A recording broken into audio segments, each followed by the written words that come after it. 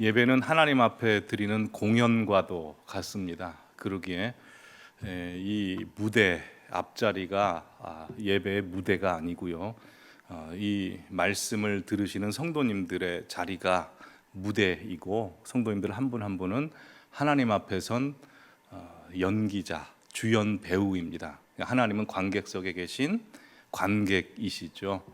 그러기에 이 시간 하나님 앞에 찬양하고 예배할 때 하나님께서 성도님들의 예배 공연을 기쁘게 받으신 줄 믿습니다. 우리가 공연을 보고 영화를 볼 때 언제 주목합니까? 내가 좋아하는 배우가 나왔을 때, 또한 그 배우가 연기를 잘했을 때. 근데 가장 주목할 때가 언제인 줄 아십니까? 내 자녀가 그 배우면 더 주목하죠. 하나님께서 이 시간 하나님의 자녀인 성도님들 한 분 한 분을 더 주목하고 바라보고 계십니다. 그러게 지금까지 찬양하고 기도할 때 하나님 앞에 진심으로 올려드렸듯이, 이제 말씀을 들으실 때도 하나님께서 사도 바울의 입을 통해서 데살로니가 교회 성도들을 향해서, 야, 너희는 하나님의 말씀을 사람의 말로 받지 않고 하나님의 말씀으로 듣는구나 라고 칭찬하셨을 뿐만 아니라, 오히려 베레아 교회 성도들을 향해서는 너희는 데살로니가 교회 성도들보다 더 하나님의 말씀을 간절히 사모하고, 말씀을 들을 때뿐만 아니라 말씀을 듣고 나와서 계속해서 말씀을 붙잡고 상고하는구나 라는 칭찬을 받았듯이, 이 자리에 계신 모든 성도님들께서 그런 칭찬 받으시기를 바랍니다. 오늘 우리에게 주신 하나님의 말씀 함께 읽도록 하겠습니다. 이사야서 24장 14절에서 23절의 말씀입니다. 한 목소리로 읽겠습니다. 무리가 소리를 높여 부를 것이며 위엄으로 말미암아 바다에서부터 크게 외치리니, 그러므로 너희가 동방에서 여호와를 영화롭게 하며 바다 모든 섬에서 이스라엘의 하나님 여호와의 이름을 영화롭게 할 것이라. 땅끝에서부터 노래하는 소리가 우리에게 들리기를 의로우신 이에게 영광을 돌리세 하도다. 그러나 나는 이르기를 쇠잔하였고 나는 쇠잔하였으니 내게 화가 있도다. 배신자들은 배신하고 배신자들이 크게 배신하였도다.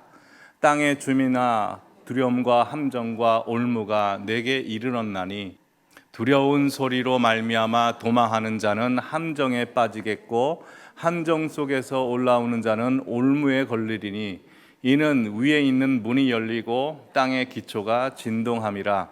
땅이 깨지고 깨지며 땅이 갈라지고 갈라지며 땅이 흔들리고 흔들리며 땅이 취한 자같이 비틀비틀하며 원도막같이 흔들리며 그 위에 죄악이 중함으로 떨어져서 다시는 일어나지 못하리라.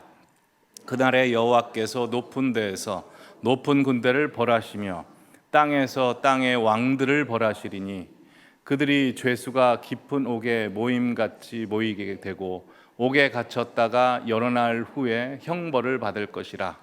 그때 달이 수치를 당하고 해가 부끄러워하리니, 이는 만군의 여호와께서 시온산과 예루살렘에서 왕이 되시고 그 장로들 앞에서 영광을 나타내실 것임이라.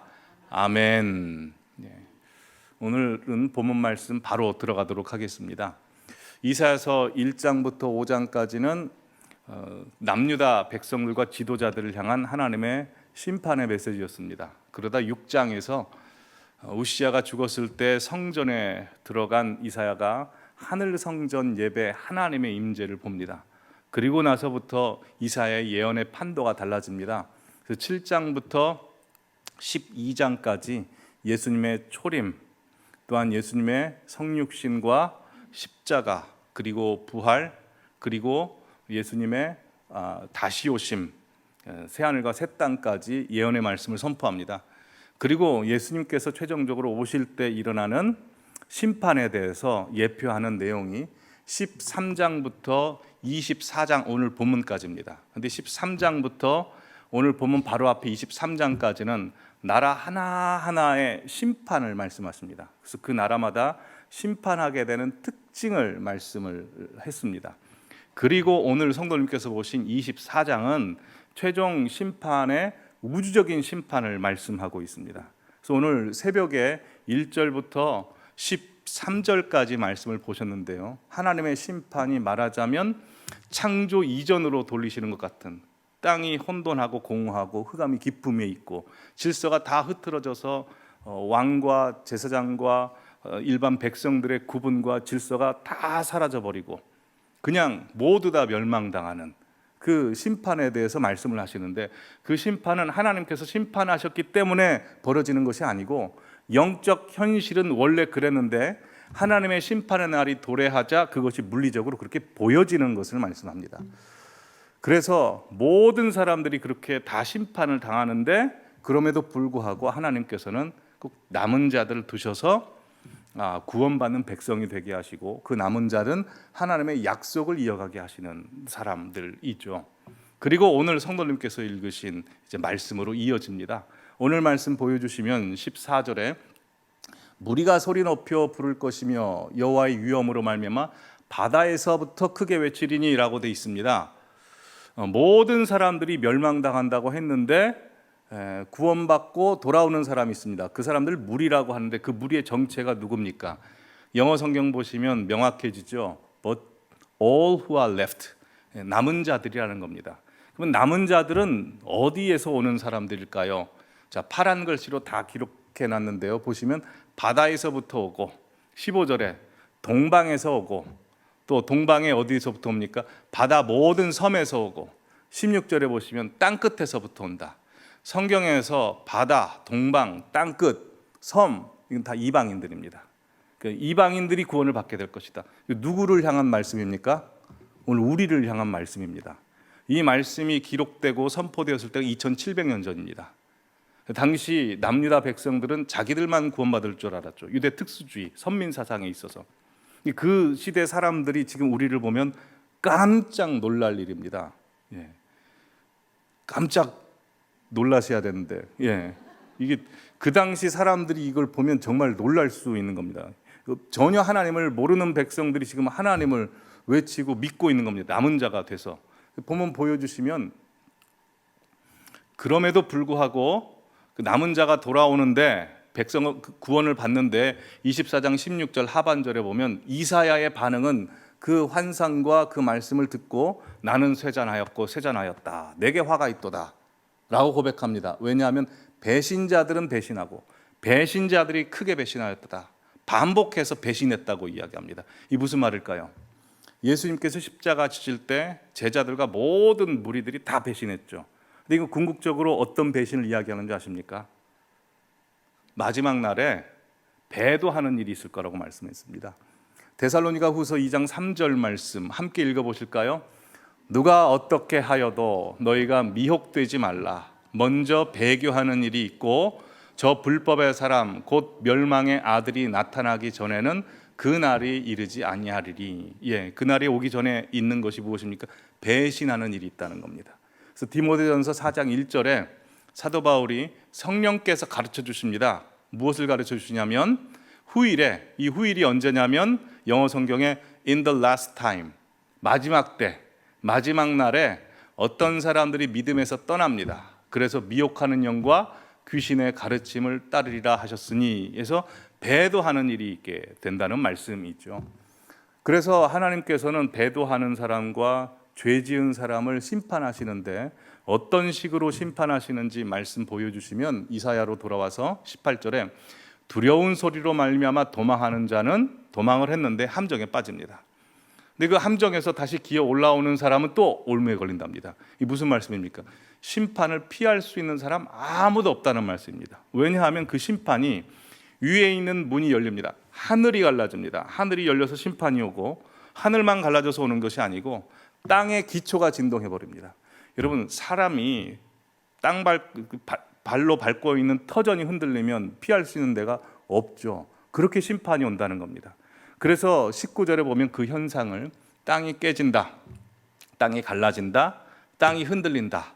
또한 20절에 보면 마치 땅을 한 사람으로 표현을 합니다. 땅이 취한 자 같이 비틀비틀거리고 원두막 같이 흔들흔들 거린답니다. 왜냐하면 그 위에 죄악이 중함으로. 이 마지막 날을 항상 성경에서는 추수 때로 이야기합니다. 추수 때 열매를 걷어서 원두막 위에 올려놓으면 어떻게 되겠습니까? 원두막은 계속 말씀을 보여주십시오. 예. 원두막이라고 하는 것은 약합니다. 그러니 열매를 올려놓으면 흔들흔들거리죠. 이게 하나님의 심판이라고 하는 것은 하나님께서 이 땅을 심판하고 싶어서 심판하신다는 겁니까? 아니면 우리의 죄악의 열매가 이 땅 위에 많기 때문에 갈라지고 흔들려진다는 겁니까? 예, 죄악이 많기 때문에 심판하신다는 것이죠. 이것도 신약 성경에 다 기록되어 있습니다.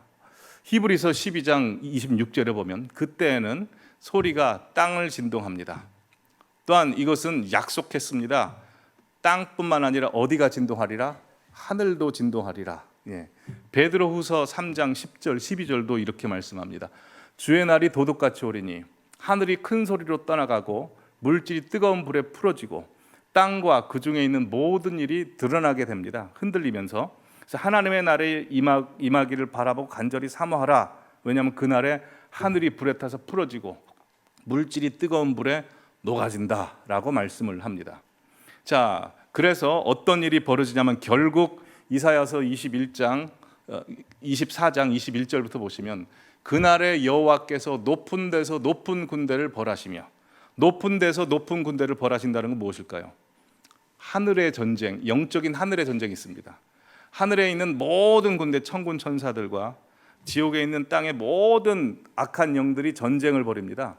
그래서 땅의 왕들을 벌하십니다. 즉 공중 권세 잡은 자를 하나님이 옛뱀인 사담을 잡아서 22절에 그들이 죄수가 깊은 옥에 모임같이 모이게 되고 옥에 갇혔다가 여러 날 후에 형벌을 받을 것이라. 마치 무적행에 쳐 넣는 것처럼 그 말씀을 주시는 거죠. 그리고 23절에 그때 달이 수치를 당하고 해가 부끄러워집니다. 왜냐하면 만군의 여호와께서 예루살렘에 오셔서 왕이 되시고 영광을 나타내실 것이기 때문에. 왜냐하면 하나님이 빛이십니다. 하나님이 진짜 빛이시기에 우리에게 아무리 또렷이 비춰지는 해와 달의 빛은 수치를 당하고 부끄러워서 들지 못한다는 거죠. 이게 신약 성경에도 동일하게 나와 있습니다. 요한계시록 19장 말씀 보시면 사도 요한에게 하늘이 열렸습니다. 그때 봅니다. 백마와 그것을 탄 자 예수님이죠. 예수님께서 충신과 진실과 공의로 세상을 심판하며 악한 영들과 싸우십니다. 그래서 19절에 전쟁을 일으키시고 결국 20절에 보시면 그 짐승 악한 영들이 잡히고 또한 거짓 선지자들과 그 거짓 선지자들에게 미혹당하여 우상에게 경배한 자들 역시 유황불에 던져지게 되고 또한 21절에 남은 자들까지도 그 나머지까지도 말탄 자의 입에서 나오는 말씀의 검에 죽게 됩니다. 그래서 20장 말씀 보시면 천사가 무저갱의 열쇠를 가지고 용을 잡으니 옛뱀이요. 아담과 하와를 속였던 옛뱀입니다. 그래서 1000년 동안 결박하고 무저갱에 쳐 넣습니다. 그리고 21장 말씀 보시면 신랑 대신 예수님께서 내려오십니다. 그랬는데 23절에 보시면 그분이 오셨을 때 보면 해나 달의 비침이 쓸데없습니다. 왜냐하면 하나님 자신, 예수님 자신이 영광의 빛이 됩니다. 그래서 요한계시록 22장 5절도 보시면 다시는 밤이 없습니다. 왜요? 예수님이 항상 계시기 때문에, 하나님이 항상 계시기 때문에 등불과 햇빛이 쓸데없으니 이는 주 하나님이 그들에게 빛이심이라. 그들이 세세토록 왕노릇하리로다. 아멘. 이 말씀이 다 기록되어 있습니다. 여러분 오늘 말씀의 주제가 뭐라고 생각하십니까? 마지막 날이죠. 여러분 성경은 하나님께서 인류 역사를 어떻게 시작하셨고 지금 인류 역사를 어떻게 끌어오고 계시고 또한 인류 역사를 어떻게 마무리하실 것인지에 대한 역사 계획표라고 말씀드렸습니다. 그렇죠? 근데 오늘 우리가 본 하나님의 역사 계획표는 처음, 중간, 마지막 중에 어느 부분에 해당됩니까? 이 마지막 부분에 해당이 됩니다. 자, 이 마지막 부분에 해당되는 부분을 보셨는데요. 보신 성도님들의 반응은 어떻습니까? 속에서 판타지 소설 보시는 것 같습니까? 아니면 거부감이 드십니까? 아니면 이 말씀을 받아들이고 더 우리 자신을 좀 경책하고 깨어 있어야 되겠다라는 마음이 드십니까? 여러분 중국에 소동파라는 문인이 있죠. 당대 최고의 시인이었고 또 동시에 미식가였답니다. 그래서 우리가 중국 요리 중에 잘 아는 동파육을 이 소동파라는 사람이 저 귀양 갔을 때 일반 백성들이 먹는 그 돼지고기를 보고 어떻게 하면 맛있게 먹을 수 있을까 소동파가 잘 만듭니다. 그래서 동파육을 만들죠. 근데 이 미식가였던 소동파가 가장 좋아했던 요리가 있답니다. 그 요리가 뭔지 한번 알아맞혀 보십시오. 이 요리에 대해서 이렇게 설명했습니다. 죽음과도 바꿀 맛. 죽음과도 바꿀 맛. 어떤 요리였을까요? 예. 답을 그냥 말씀드리겠습니다. 이제 안 물어보겠습니다. 이제 네. 보거랍니다. 보거. 예, 보거. 왜 보거인지 아시겠죠? 보거 안에는 그 맹독이 들어있죠. 테스토르톡신인가 하는 맹독이 들어있는데 이 독은 청산가리 10배 나 되는 아주 큰 독이 있답니다. 그래서 한 방울만 떨어져도 성인 10명 이상이 그 물을 마시면 다 죽는다고 하죠. 그러면 보거를 먹는 게 좋습니까? 안 먹는 게 좋습니까? 안 먹는 게 좋죠. 근데 인류 역사상 사람들은 이 보거를 계속해서 먹어왔습니다. 물론 지금은 국가 자격증 있는 사람만 보거를 유통할 수 있고 요리할 수 있어서 과거에 비해서는 덜 위험합니다. 그런데 과거에는 이 보거를 먹다가 죽는 사람이 굉장히 많았습니다. 왜요? 죽음과도 바꿀 맛이기 때문에 먹는 거죠. 보거는 천상의 맛을 지녔으면서도 잘못 먹으면 죽을 수 있는 겁니다. 하나님의 말씀이 그렇습니다. 하나님의 말씀이 천상의 맛을 지니고 있어서 세리와 죄인들처럼 하나님의 말씀을 겸손하게 받아들이면 그 말씀은 우리를 살리지만 바리새인과 서기관처럼 교만하게 이 말씀을 받아들이면 나를 죽입니다. 근데 하나님께서 말씀하신 여러 약속들과 말씀 중에서 가장 보거와 같은 말씀이 있습니다. 그 말씀이 무슨 말씀일까요? 당연히 오늘 주제입니다. 마지막 날, 심판, 예수 그리스도의 재림에 관한 말씀입니다. 다들 아시다시피 예수님께서 승천하신 이래로 기독교 역사가 흐르면서 예수님이 이날 이 시에 오신다라고 했던 시한부 종말론자들이 수많은 사람들을 미혹해서 사람들을 죽음의 길로 인도했습니다. 우리나라에는 가장 대표적인 사건이 1990년대 초에 다가올 미래를 준비하라 이 줄임말로 다미선교회라는 선교회를 이장림 씨가 만들어서 1992년 10월 28일 날 12시에 예수님 온다고 사람들을 미혹했습니다. 수많은 사람들이 미혹을 당해서 재산 다 팔고 하는 일도 다 사표 쓰고 내려와서 거기에 가서 매진했습니다. 얼마나 당시에 센세이션을 일으켰냐면 MBC, KBS, 외신인 BBC에서 와서도 촬영을 했습니다. 12월 28일 12시에 예수님 오시는지. 근데 그날 안 오셨죠. 안 오셨습니다. 그래서 그때 전라도에 사는 어떤 사람은 음독 자살한 사람도 있고요. 또 그 이후에 회사 사표 낸 사람들 많지 않습니까? 11월 달에 다시 복직시켜 달라고 이런 우픈 사건들이 벌어졌습니다.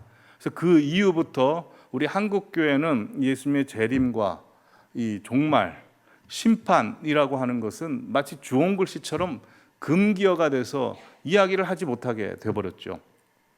그럼에도 불구하고 2010년도, 2015년도에는 또 어떤 사람들이 나와가지고 남북이 전쟁을 일으키고 그때 예수님이 오신다 해서 그 말을 믿고 또 전 재산 다 바친 사람들이 있습니다.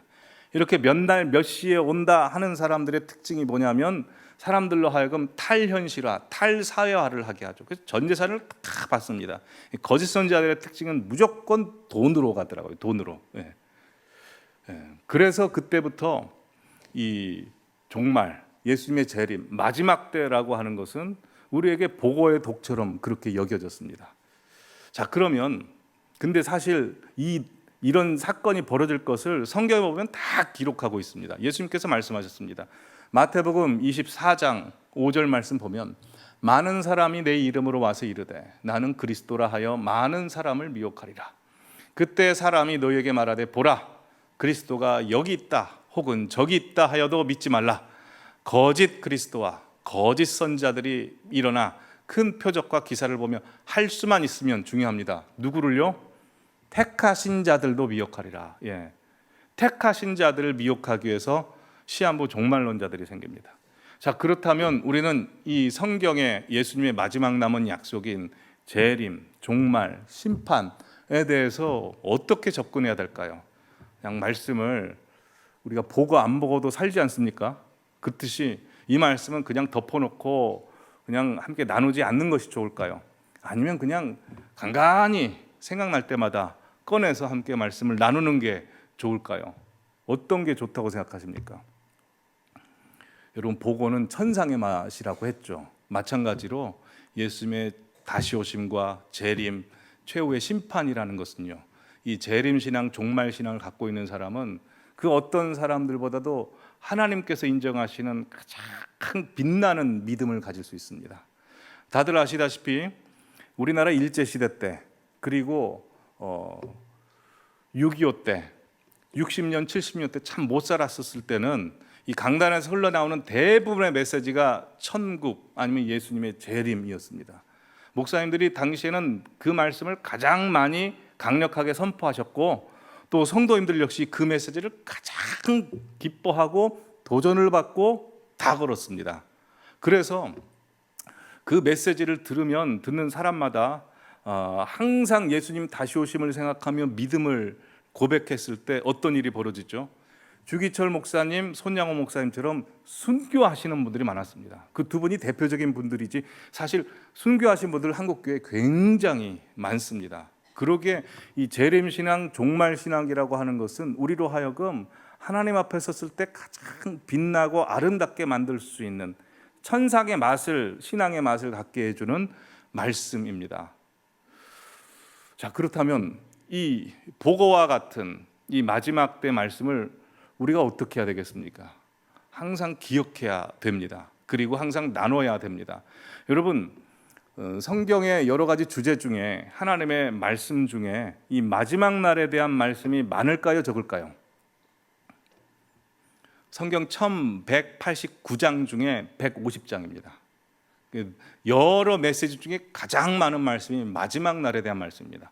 오늘 성도님께서 보고 계시는 이사야를 비롯해서 여러 선지자들, 시편 뿐만 아니라 예수님께서 초림하셨을 때, 예수님께서 십자가에 달려 돌아가시기 전에 마태복음 24장, 25장, 마가복음 13장, 누가복음 21장, 또한 예수님께서 부활하시고 나서 40일 동안 제자들과 함께 계시면서도 간헐적으로 나타나셔서 이 마지막 날에 대한 말씀을 하시고, 뿐만 아니라 승천하시고 나서 사도 요한과 여러 사도들에게 나타나셔서 말씀을, 마지막 날에 대한 말씀을 하셔서 바울 서신, 요한 서신, 베드로 전후서, 야고보서, 히브리서, 모든 신약 성경 서신서들 보면 다 마지막 날에 대한 말씀입니다. 자, 그렇다면 이 강단에서 가장 많은 주제로 선포돼야 될 말씀이 어떤 말씀이겠습니까? 마지막 날에 대한 말씀이고, 가장 강력하게 은혜 받아야 되는 것도 마지막 날에 대한 말씀입니다. 자, 그러면 왜 이렇게 하나님께서는 마지막 날에 대한 말씀을 많이 하셨을까요? 한번 생각해 보시죠. 그냥 우리 모르게 마지막 날에 대한 말씀 하지 않고 그냥 마지막 날 오게 하셔도 되는 거 아닙니까? 다른 말씀 주셔도. 근데 마지막 날을 말씀하십니다. 그래서 오늘은 왜 마지막 날에 대해서 우리에게 가르쳐 주시는지에 대해서 세 가지로 함께 말씀을 나눠보도록 하겠습니다. 첫 번째, 마지막 날에 대해서 우리가 가르쳐 주시는 이유는 우리가 마지막 날을 살고 있는 마지막 날의 시대 사람들이기 때문에 그렇습니다. 여러분, 성경에서 예수님께서 말씀하고 계시는 이 마지막 날은 언제부터 시작되는 걸까요? 마지막 날이 언제인지 우리가 알아야죠. 이 마지막 날이 언제냐면 요엘의 예언이 성취되었을 때입니다. 요엘의 예언이 뭔지 아십니까? 말세에 성령을 부어줄 것을 예언하죠. 그래서 사도행전 2장에 보시면 오순절날 성령 강림 사건을 통해서 성령을 받은 120명의 수많은 하나님의 백성들이 저작거리로 나가 방언으로 하나님의 메시지를 선포합니다. 그때 사도 베드로가 16절부터 보시면 요 선지자 요엘을 통하여 말씀하신 것이니 일렀으되 하면서 이렇게 말씀하죠. 하나님이 말씀하시기를 말세에 내가 내 영을 모든 육체에 부어주리니 너희 자녀들은 예언할 것이요 젊은이들은 환상을 보고 늙은이들은 꿈을 꿀 것이다. 그래서 말세의 시작은 언제입니까? 성령께서 오셨을 때부터 시작입니다. 자, 근데 계속해서 보여주시면 18절에 그때 내 영을 내 남종과 여종과 모두에게 부어준다라고 말씀하시고요.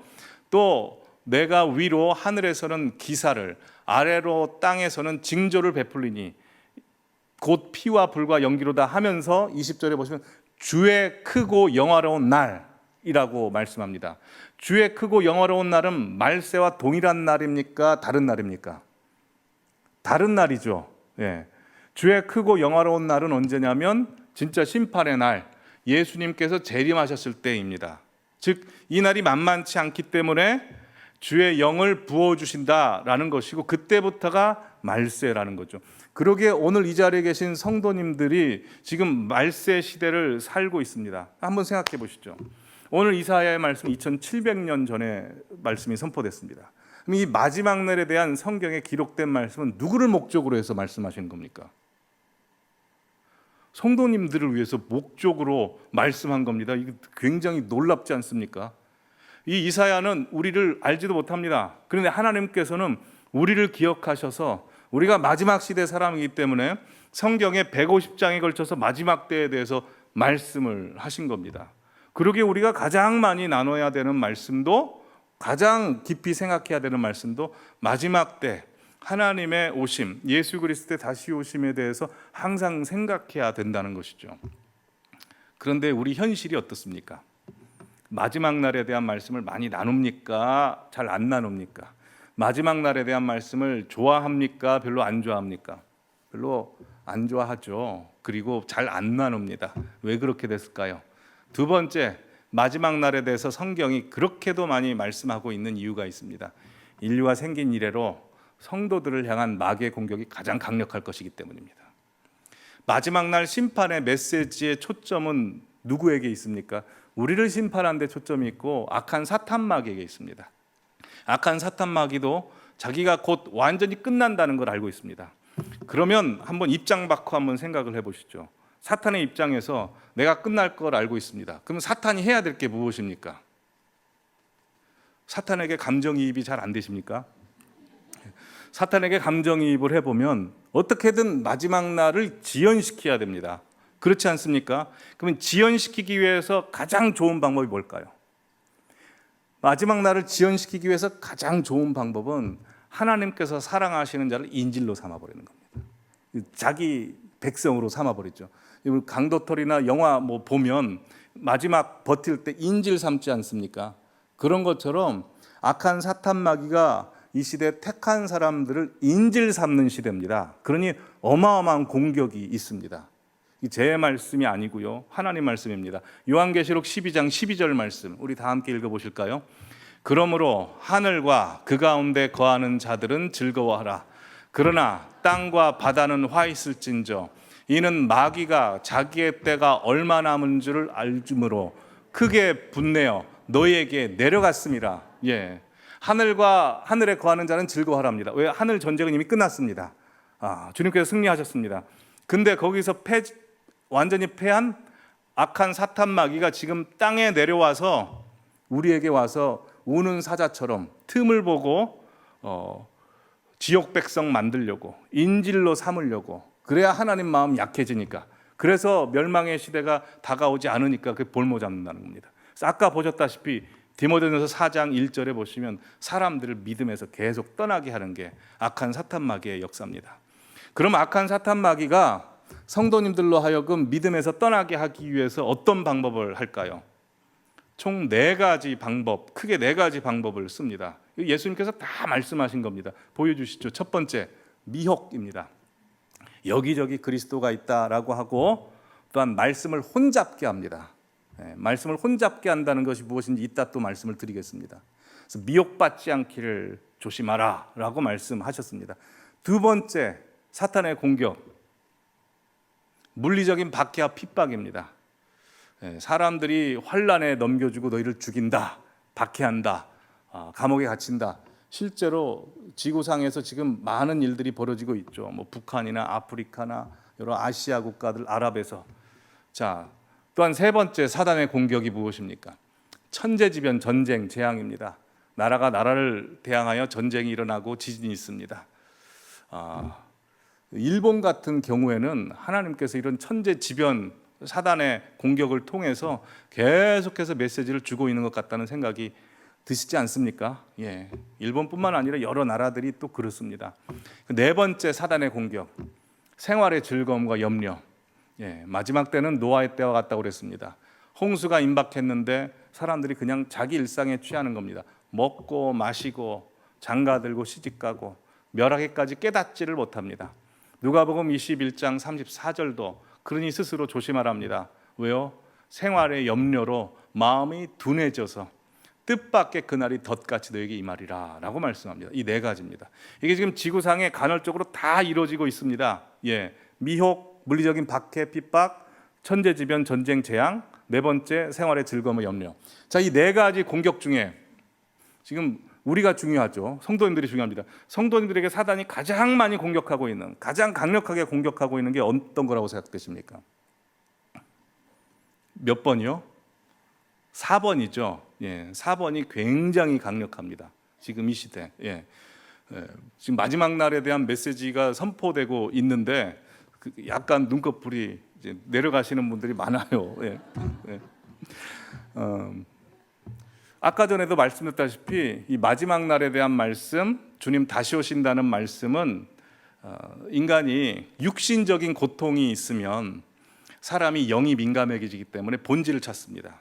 그때는 본질을 찾기 때문에 거기에 민감해져서 과거의 성도님들은 이 말씀에 굉장한 은혜를 받고 이 말씀 아니면 다른 말씀은 보지도 않았습니다. 그런데 다들 아시다시피 그분들의 신앙의 열매로 인해서 부흥이 왔죠. 경제적인 부흥이 오고 또 교회의 재정적이고 물리적이고 환경적인 부흥이 왔습니다. 그랬더니 성도님들 마음속에 뭐가 찾아옵니까? 이 땅도 살만하거든요. 이 땅도 살만해서 예수님 오신다고 했는데 이 땅에서 누리는 즐거움, 이 땅에서 누리는 행복 다 누리고 예수님 그리고 나서 내 행복 방해하지 마시고 그럼 보장해 주시고 그 다음에 오시면 되지 않을까 하는 마음이 있습니까? 없습니까? 있죠. 예, 저도 있었습니다. 근데 그 마음이요 육신적인 마음이죠. 그렇지 않습니까? 그러면서 성도님들이 좋아하는 메시지가 달라집니다. 천국, 재림, 심판에 대한 메시지보다 어떤 메시지를 좋아합니까? 내 생활을 터치해달라는 거예요. 내 삶을 터치해주는 메시지를 좋아합니다. 분명 성경에는 내 삶을 터치해주는 메시지가 있습니다. 근데 왜 그 메시지가 있습니까? 언제나 하나님께서 우리 생명을 일으키시고 병을 고치시고 문제를 해결하시는 목적은 남은 자가 되게 하기 위해서입니다. 하나님의 언약 받고 하나님의 역사를 아는 사람으로서 사명 감당하며 그의 나라와 그의 의를 구하는 데까지 가게 해야 되는데 이 시대는 이 땅의 염려와 이 땅의 즐거움에 확 묻혀져 있습니다. 그래서 말씀을 선포해도요, 말씀을 선포하는 목사님들도 이제는 이 땅의 삶을 터치하는 메시지를 줍니다. 그럼 성도님들이 은혜를 많이 받거든요.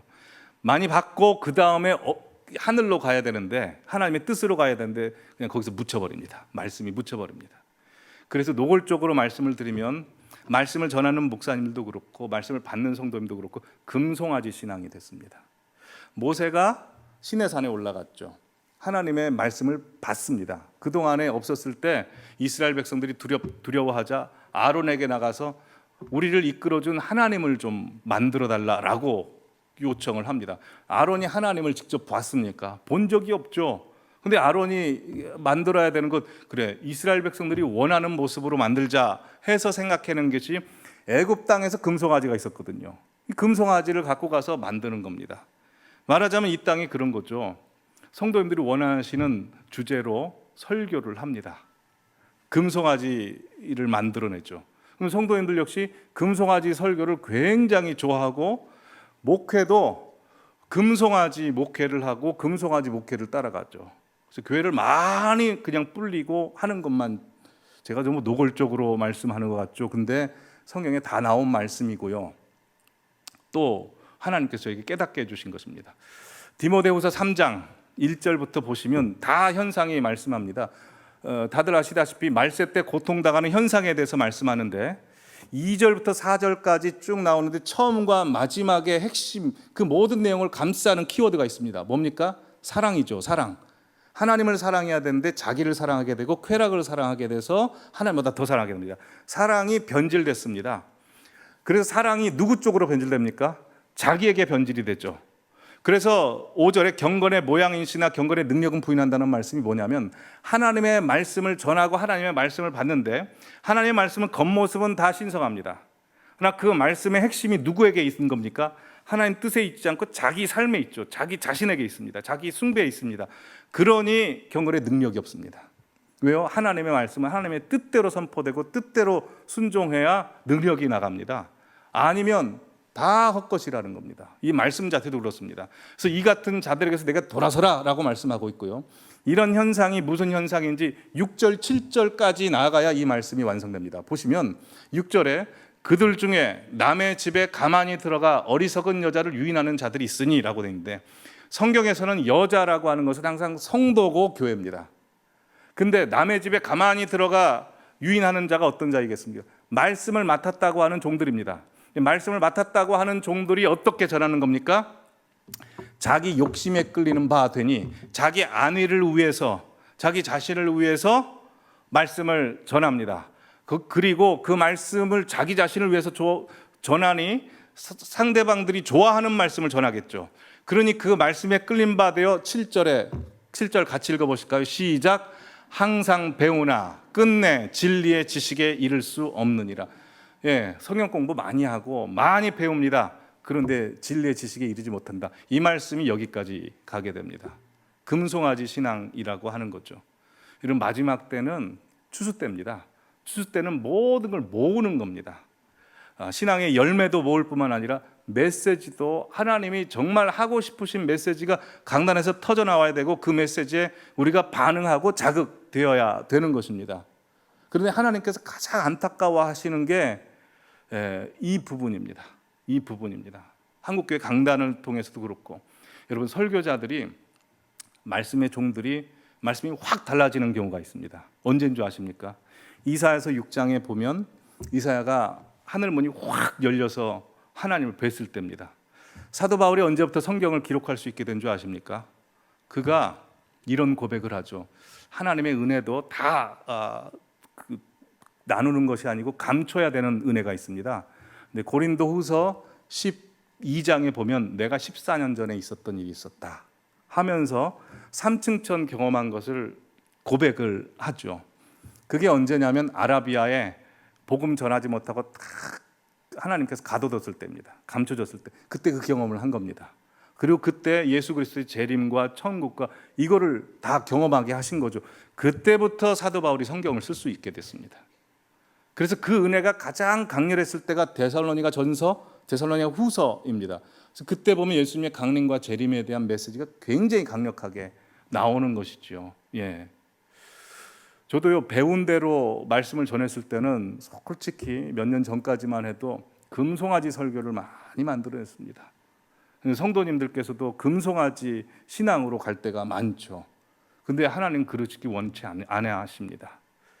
하나님께서 우리 교회를 언약의 교회로 선택하신 줄 믿습니다.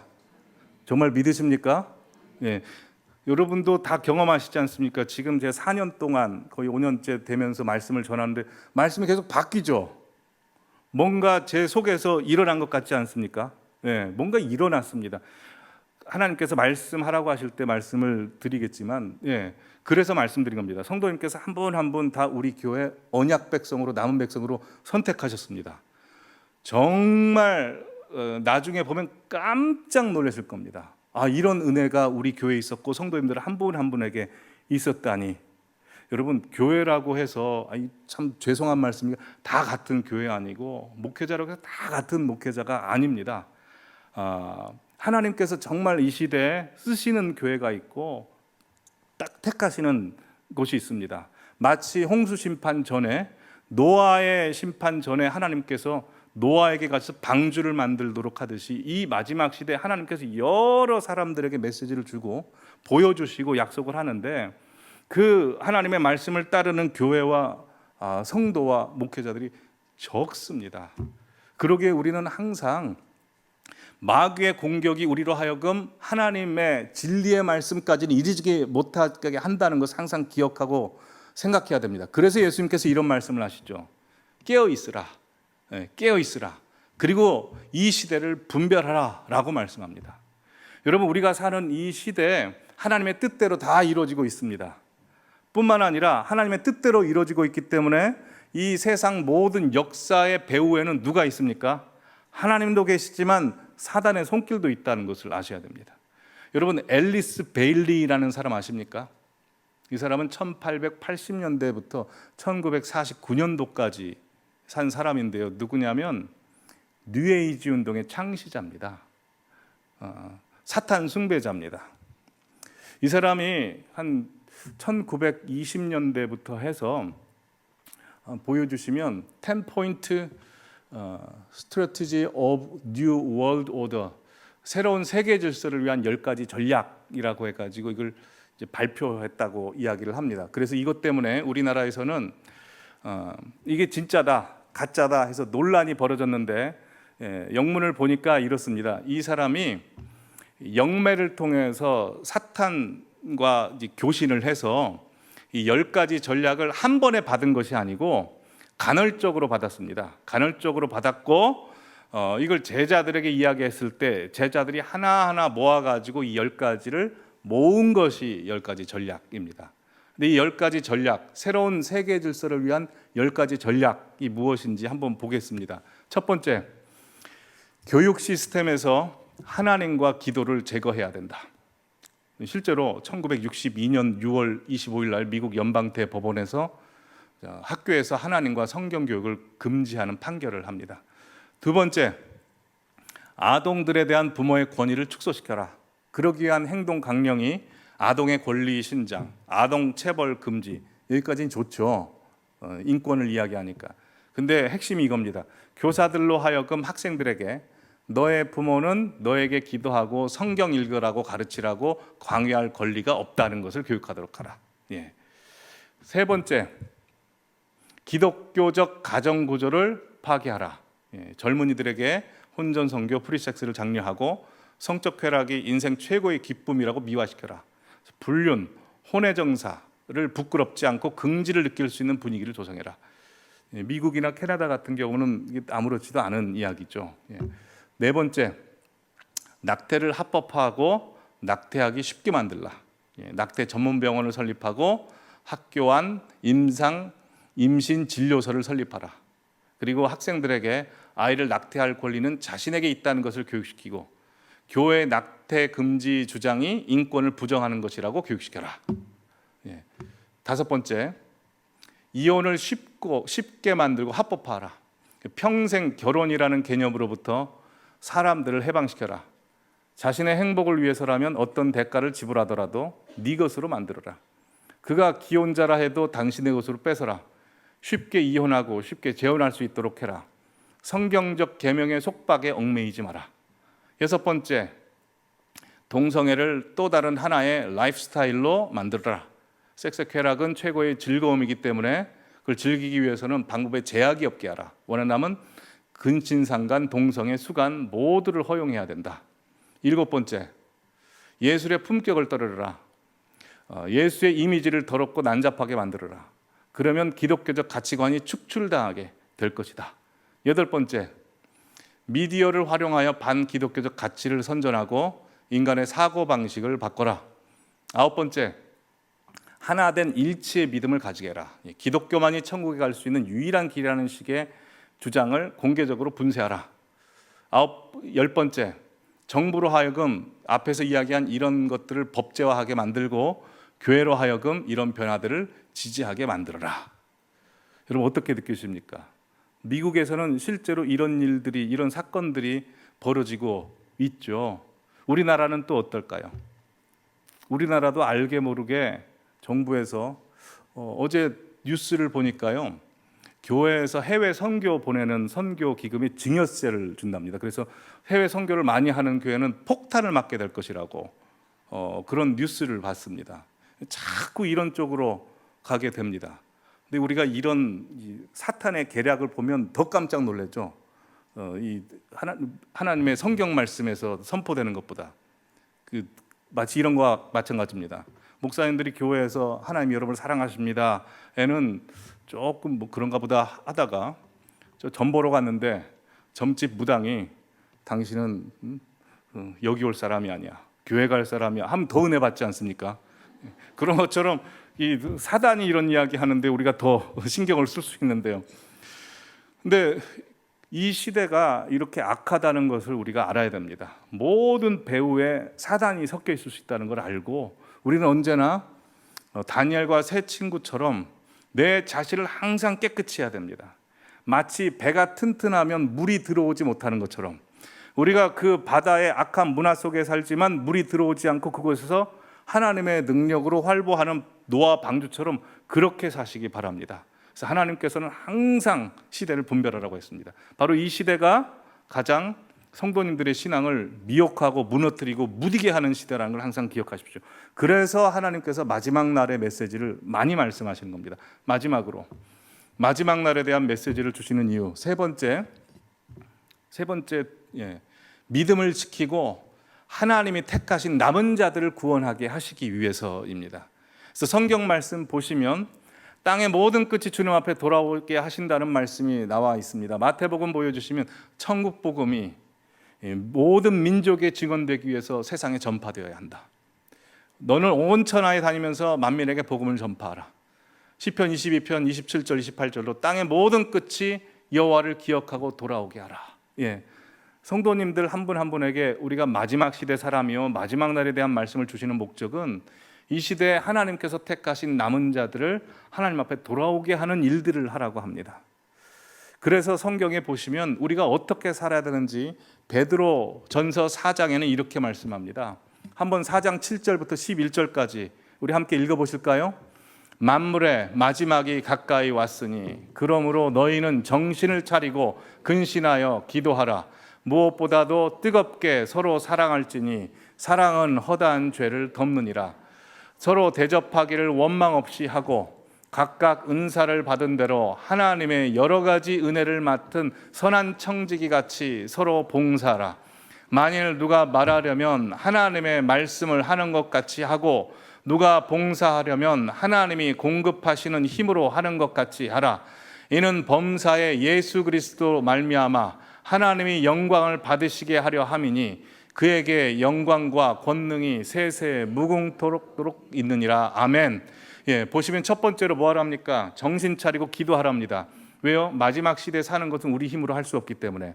근데 여러분 마지막 시대 사단의 공격이 강하면 강할수록 말세에 주의 영을 부어주신다고 했듯이 은혜가 가장 강합니다. 이 시대 이곳에 계신 모든 성도님들께서는 하나님의 강력한 은혜를 다 받으시기를 바랍니다. 두 번째로 하셔야 될 것은 서로 사랑하십시오. 사랑하기 위해서 뭐 해야 됩니까? 대접해야 됩니다. 그리고 봉사하셔야 됩니다. 근데 강조하고 있는 단어가 있죠. 서로입니다. 서로 사랑하시기 바랍니다. 그리고 마지막 세 번째 하셔야 되는 것은 11절에 보시다시피 하나님 영광 받으시게 해야 됩니다. 하나님 영광 받으시게 하기 위해서 해야 될 게 무엇입니까? 말도 하나님이 말씀하시는 것처럼 하나님의 말이 나가게 하고 행동을 하고 봉사를 해도 하나님이 하시는 것처럼 다 하라는 겁니다. 즉 내 힘으로 하지 말고 내 자아가 다 죽고 하나님의 능력으로 하라는 거죠. 그렇게 복음 전파하라는 것입니다. 여러분 하나님께서 성도님들을 특별히 택하셨습니다. 그러기에 성도님들 한 분 한 분 악한 사탄 마귀가 공격하는 것도 굉장히 심합니다. 그러나 그럴수록 악한 사탄 마귀가 드러날 때마다 성도님들 한 분 한 분이 더 뜨겁게 하나님을 사랑하고 기도하고 더 하나님 앞에 나아가시기 바랍니다. 하나님께서 더 큰 은혜 주실 줄 믿습니다. 그 은혜가 이 자리에 있는 모든 성도님들에게 있을 줄 믿습니다. 우리 함께 하나님 찬양하겠습니다. 마라나타 주 예수여 오시옵소서. 땅의 모든 끝 모든 족속 주를 경배하게 하소서.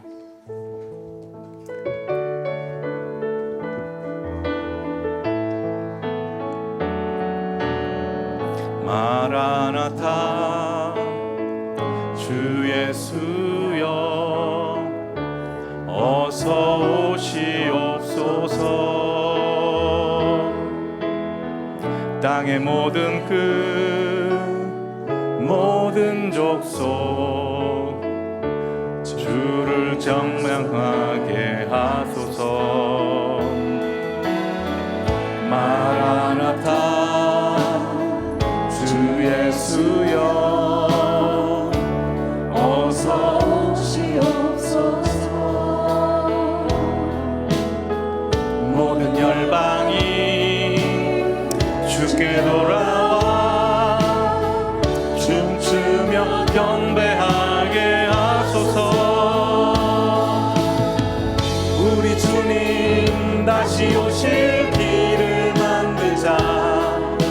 십자가를 들고 땅끝까지 우린 가리라. 우리 주님 하늘 영광 온 땅 덮을 때 우리 땅끝에서 주를 맞으리. 마라나타 마라나타 아멘. 주 예수여 오시옵소서. 마라나타 마라나타 아멘. 주 예수여 오시옵소서. 마라나타 주 예수여. 마라나타 주 예수여 어서 오시옵소서. 땅의 모든 끝 모든 족속